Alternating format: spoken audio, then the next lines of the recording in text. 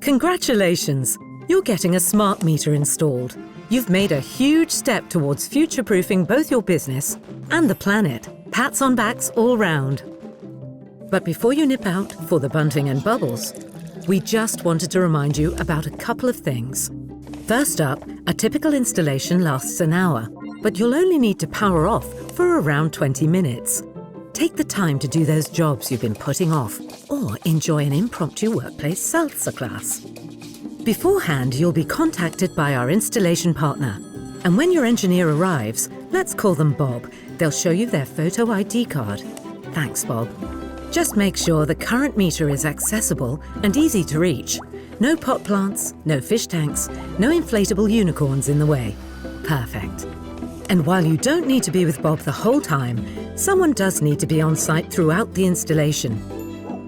We'll also send you some handy information about how to become even more energy efficient.